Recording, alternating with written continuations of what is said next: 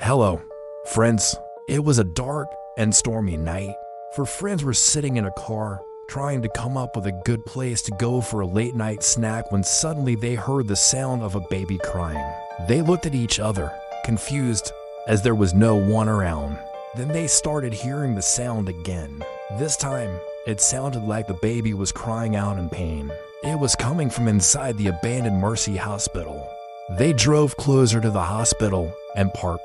The wrought iron fence surrounding the hospital was old and broken in many places. They could easily open it and drive right inside. As they got closer, they could hear the baby's cries getting louder and more frantic. But there wasn't exactly a logical explanation for the sound. How could a baby be alive inside an abandoned hospital? And why would it be crying? Well, they were about to find out. The large, dilapidated building loomed over them. Dark windows staring back like the eyes of some malevolent creature. Rain poured down, mixing with the dripping water from the overflowing gutters to make a small river that flowed across the cracked pavement below. When they first approached the building, the light from their headlights revealed burn marks on the walls and ground. Some parts of the building were burnt to a crisp, while others looked relatively intact. This was strange since the hospital had burned down decades ago. As they got out of their car to investigate, they could hear the baby crying somewhere inside. It seemed to be coming from the maternity ward at the end of the hall. The stench of stale urine and decay hung heavy in the air.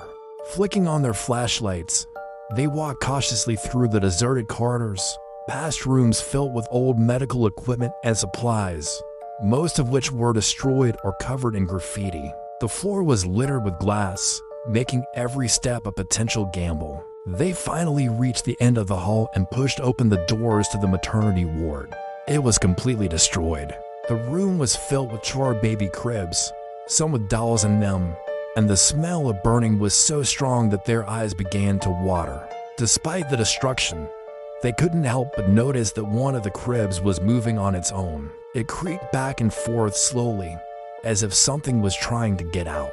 They watched in disbelief as the blanket in the crib suddenly shot up in the air, and then fell back down, revealing a charred, burned infant underneath. Startled, they backed away, tripping over each other in their haste to escape.